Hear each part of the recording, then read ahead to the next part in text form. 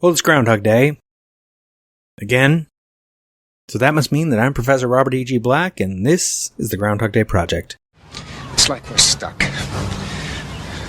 You know, like a needle on a scratch record. It's one of those infinite time loop situations you might have heard about. It's a thing where the same day keeps happening? I wake up every day right here, right in Punxsutawney, and it's always February 2nd. Time.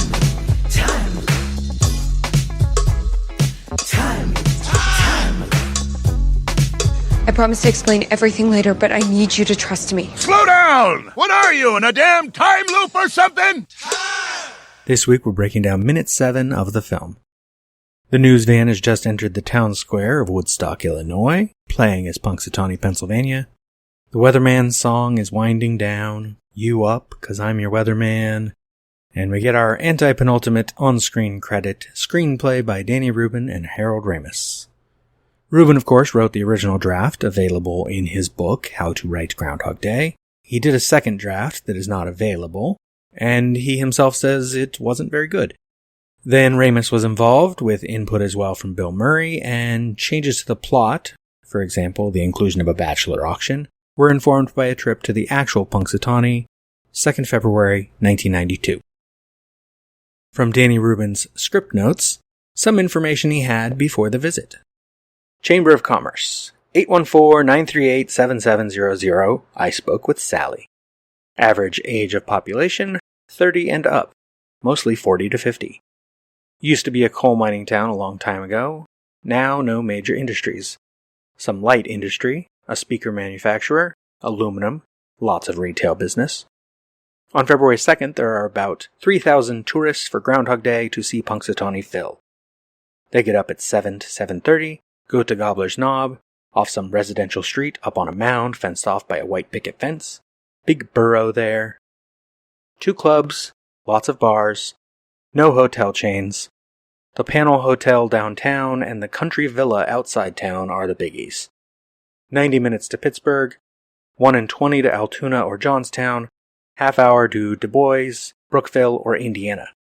No hunting season open, though small game season just closed. Flat in Big Valley. Census between 7 and 8,000 in Jefferson County. Note, these notes are dated February 2nd, 1990. The film is set a year later in 1991, shot in 92, released in 93. In his book, Rubin has a section entitled Developing Groundhog Day.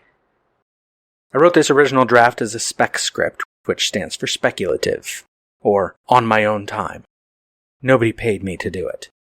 Harold had read the script and asked Columbia Pictures, the studio with whom he had a relationship, to option this screenplay from me for him to produce and direct. The studio said yes, and I met Harold.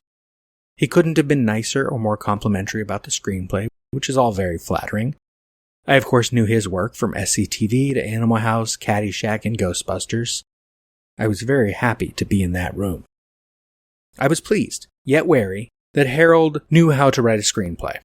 His being a writer was both comforting and threatening. I felt protective of the work and did not want to be railroaded by somebody else's vision. But Harold knew the craft in a way I didn't, and no matter how badly I messed up, I felt at least there was somebody who could fix it. I had already met Harold's producing partner on this project, Trevor Albert, who actually had been the first to pick this screenplay off the pile and make sure Harold read it. I guess he's the one you've got to thank for all of this coming together. My first draft had everyone's excitement, but it was not really structured anything like a Hollywood movie, and certainly not like a genre comedy. Everybody agreed there would need to be changes. I met with Harold and his associates several times before I disappeared for a couple of months to write a revised draft. Those meetings were fun and fascinating. We went through the script and discussed point by point what was working and what wasn't. But we also had free-ranging discussions about Zen, Bruno Bettelheim, Joseph Campbell, and the Superman problem. For me, the most helpful, clear, and useful notes related to Harold's focus on the love story. His suggestions about Rita's relationship to Phil's story and the timing and importance of their ins and outs were all pretty close to what came about in the final film. The meetings were also frustrating and bewildering, And reviewing my early notes has reminded me how much discussion revolved around solving the problem of causality. What was the source of Phil's repetition? This was something I did not even want to consider, but clearly there was an assumption that the studio at least might want us to explain the repetition, and I was determined to be as helpful as I could.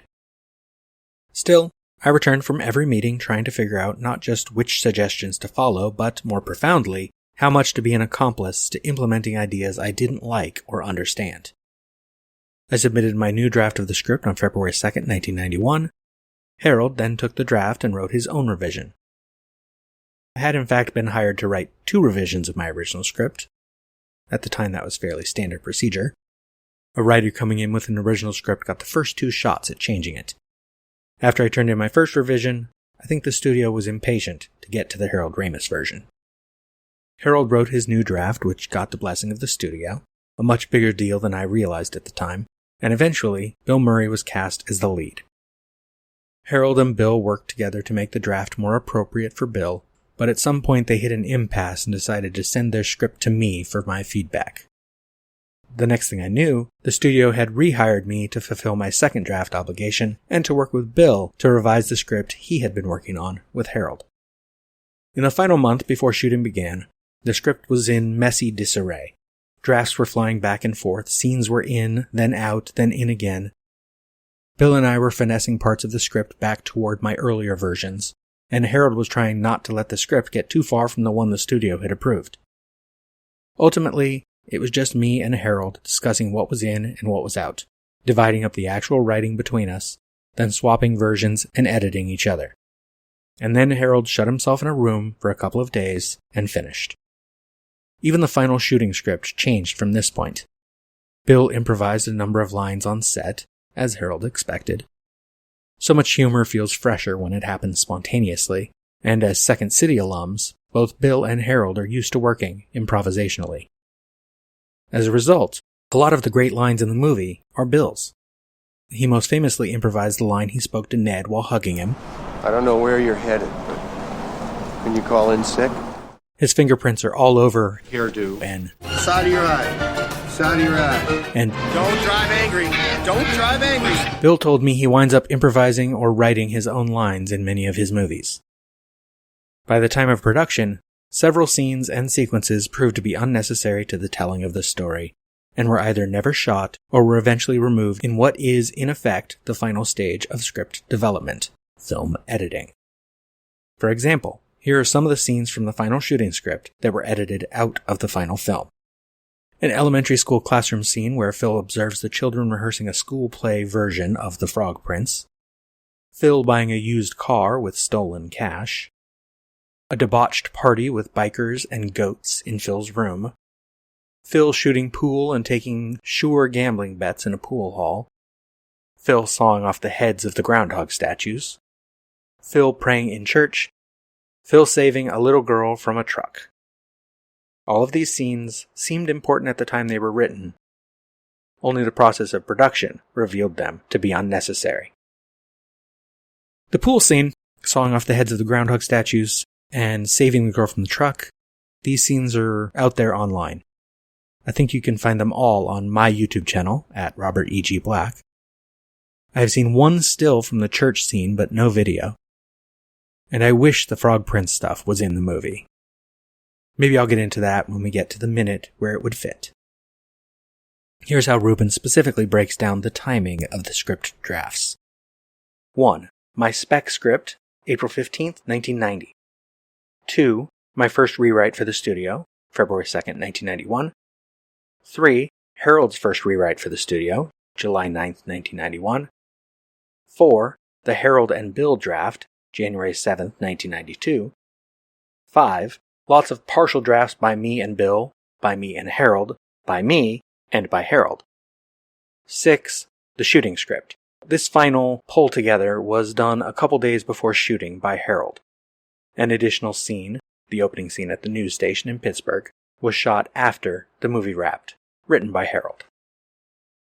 The main square in Woodstock is framed by Cass Street on the north, South Johnson Street on the west, West Van Buren Street on the south, and South Benton on the east. As the on-screen writing credit goes away, the Channel 9 news van turns left/south off Cass onto Johnson. The shot lingers on the courthouse as the van leaves our view out of the left side of frame. That's a courthouse where a very famous case was tried. There's a jail attached to it, the lighter-colored building. Yeah. Eugene Debs, father of American socialism, was tried there and defended by Clarence Darrow. We'll hear more about Eugene V. Debs in the coming weeks. The courthouse is the big red brick building here. Next to it is a smaller yellowish brick building. The street next to that is where Phil will later change the old lady's tire. The ground below, where the camera is craned up here, is where Phil robs the armored truck, and the Tip Top Cafe is behind us.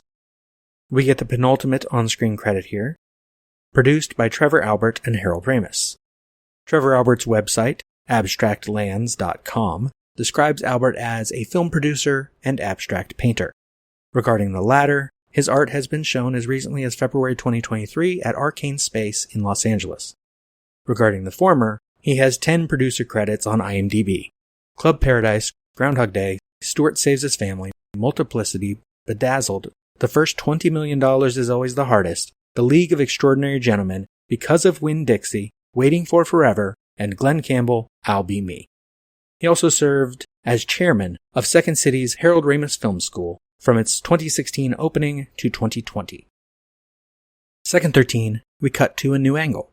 The camera has moved to the opposite side of the square, Van Buren Street, and the news van is just coming around the corner from Johnson. Several cars are parked around the square, and another news van is parked at left of frame, the south side of Van Buren, in front of a shop called Local Color.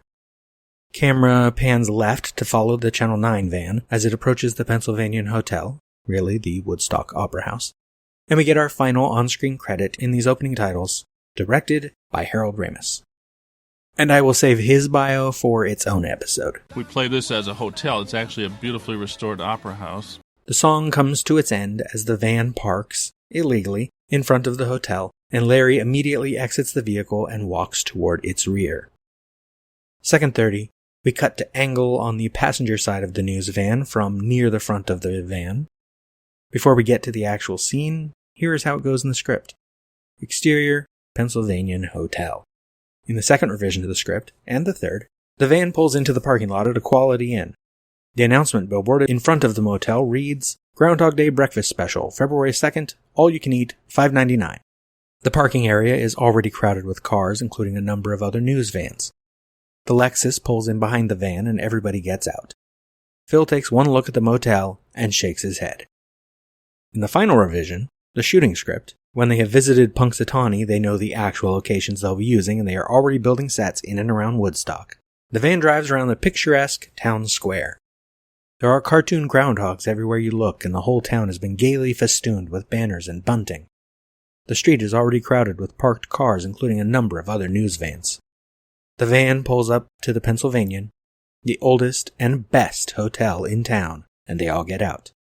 Phil takes one look at the motel and shakes his head. I like this final version because the film gives us no evidence whatsoever that this hotel is anything but the best.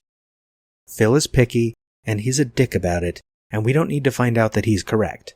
That would ruin it. The scene was done on a freezing cold day. The square there's a wind tunnel effect. The wind circulates counterclockwise, and it was freezing cold on that particular corner. It was much colder than anywhere else in the square. And I remember on this day, Andy started to, her face was actually starting to freeze. We had to stop shooting at a certain point. In the actual scene, Larry, as I've said, is already out of the van and is at its rear, just out of frame to the left. Rita opens the front half of the double door on the side of the van and exits, a leather shoulder bag in her hands. She looks up at the hotel out of frame. Camera pans left so we can see that Larry has retrieved a large blue bag from the back of the van. Rita slings her smaller bag over her shoulder as Phil exits out the front passenger door.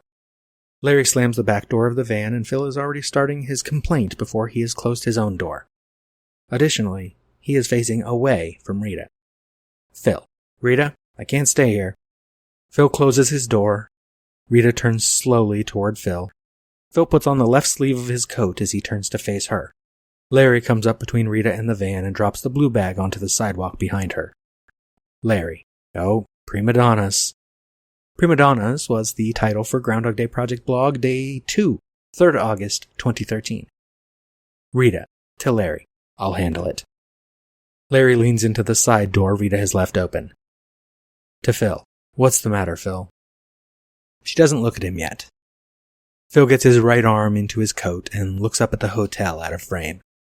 Larry's business right now is opening the other half of the double door and doing something. He pulls the front half of the door partly closed and leans into the van so he is hardly visible. Phil, I hate this place. I stayed here 2 years ago. I Stayed Here 2 Years Ago was the title for Groundhog Day Project blog Day 730, 1st August 2015. I was miserable. It's a flea bag.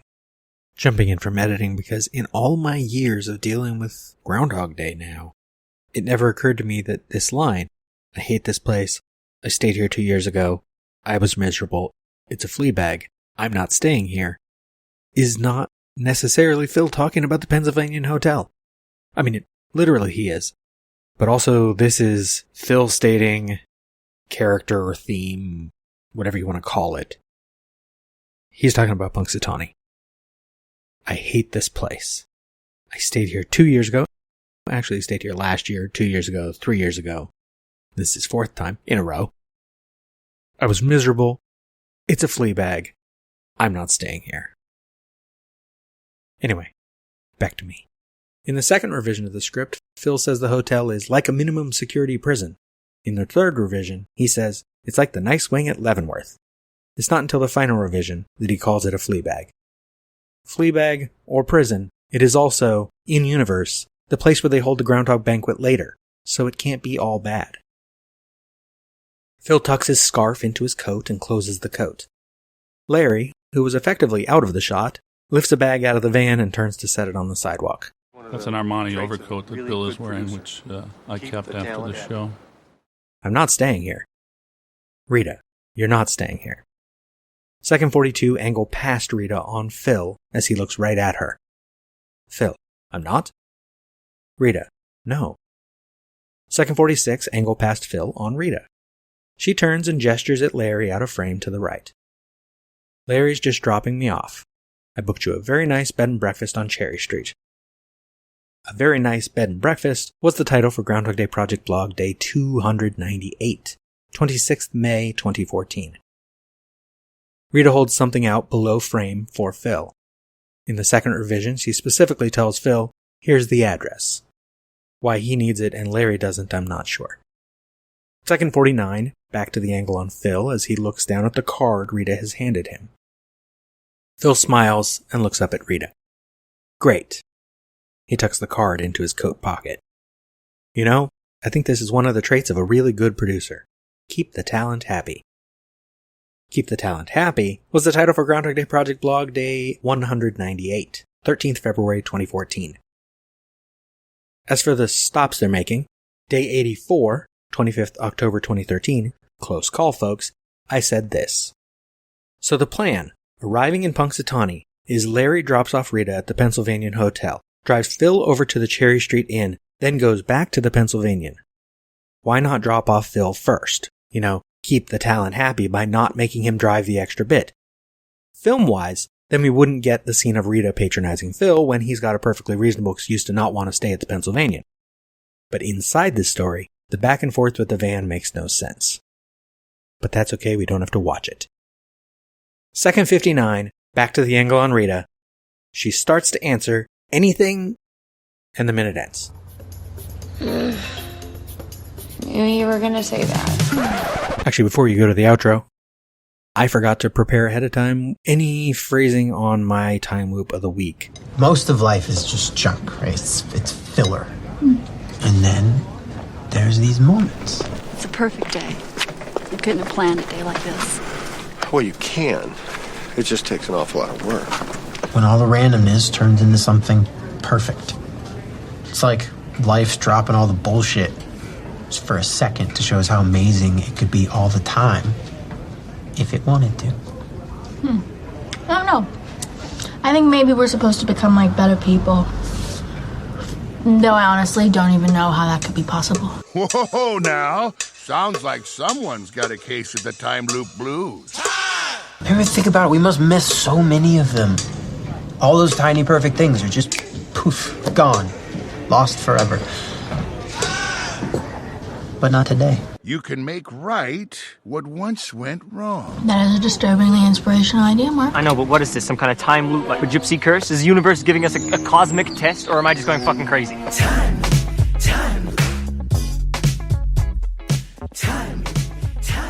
The last revision is what counts, apparently. What if we found them all?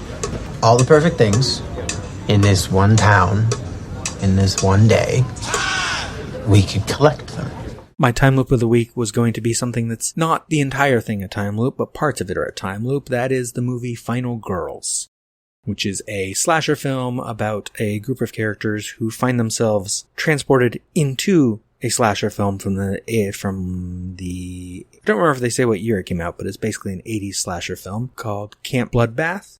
And they are transported into it. The main character's mother was one of the main actresses in the movie. And so she is interacting with the character her mother played. And in the real world, her mother has died. None of this is the time loop stuff. This is just, it's a great movie, especially if you like metatextual slasher films commenting on their own genre and all that. The time loop part comes from when they first get to the reality of the film, they don't realize that they're actually in the movie. And so there's the van of counselors arriving at the camp, classic opening sequence for a slasher. And they don't get in the van with these characters. And so a few minutes later, the van comes again on the same road. And I think it's the third time that they finally get in the van realizing, hey, let's accept the offer of a ride. That's one time loop we get. And that's because they are in the movie and they have to abide by the movie as much as they can. Later, they use a flashback sequence as their own stopgap, sort of a delay of game. Similar to a time loop thing, is they're buying themselves some time by making scenes that have already happened in the movie repeat. I have been watching a lot of slasher films in the last year. And by a lot of, I mean all of them. Trying to watch all of them ever. I have about 60 left at the time of this recording. And I've been doing it since a year ago. Final Girls came up again. It's a movie I have loved from the first time I saw it. Came out in 2016, I want to say. And it is fun. It is funny. It also has some good slasher horror stuff. And it's also got a nice sort of dramatic story to it. And does include a little looping of time. Because one reality has to abide by another. Which I guess is all the looping in time, isn't it? The new version of reality is taking over the old. Yeah. Knew you were gonna say that. This has been a production of Lemming Drops Studio. You can find links to more at lemmingdrops.com or join the Facebook group Lemming Drops Studio Tour. Also, you can support all my shows at patreon.com/lemmingdrops. What is wrong in the end which never comes? Or which comes again and again, lapping, like waves. Since the Big Bang set everything in motion, everything that happens in this universe has to be the way it is. Particles unfolding the way they're destined to. How do you sleep at night? You've never seen Groundhog Day? Yeah, Groundhog Day is not a documentary. Remember when Groundhog Day was just a movie?